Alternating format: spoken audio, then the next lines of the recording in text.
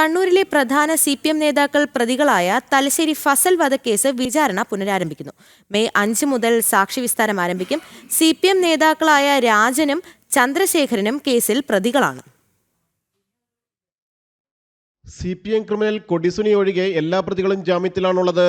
Karayi Chandrasekharan Thalassery municipal ചെയർമാനാണിപ്പോൾ.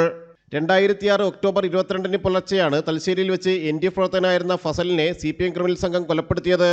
CPM നേതാക്കളായ കാരായി രാജനും കാരായി ചന്ദ്രശേഖരനും കേസിലുള്ള പങ്കാളിത്തം CBI അന്വേഷണത്തിലൂടെയാണ് വ്യക്തമായത്.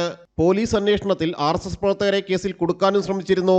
സജീവ CPM പ്രവർത്തകനായിരുന്ന ഫസൽ പാർട്ടി വിട്ട് NDFൽ ചേർന്നതിലുള്ള വൈരാഗ്യത്തിലായിരുന്നു കൊലപാതകം. കണ്ണൂർ ജില്ലയിലെ പ്രമുഖ CPM നേതാക്കൾ തന്നെ പ്രതികളായ തലശ്ശേരി ഫസൽ വധക്കേസ് CPMനെ വലിയ തോതിൽ പ്രതിരോധത്തിലാക്കിയൊരു കേസായിരുന്നു. കേസ് RSS പ്രവർത്തകർക്ക് നേരെ തിരിച്ചുവിടാൻ ശ്രമിച്ചതിനൊപ്പം സാമുദായിക സംഘർഷങ്ങൾക്കുള്ള ശ്രമങ്ങളും നടന്നു. CPM ക്രിമിനൽ കൊടിസുനിയായിരുന്നു ഫസൽ വധക്കേസിലെ ഒന്നാം പ്രതി. 8 പ്രതികളുള്ള കേസിൽ കൊടിസുനി ഒഴികെയുള്ളവർ ജാമ്യത്തിലാണ്. മറ്റൊരു പ്രതി കലേഷിനും ജാമ്യം ലഭിച്ചിരുന്നു. കാരായി ചന്ദ്രശേഖരനും കാരായി രാജനും ഗൂഢാലോചനയിൽ പങ്കാളികളായതായി അന്വേഷണത്തിൽ വ്യക്തമായിരുന്നു. ജനം, കൊച്ചി.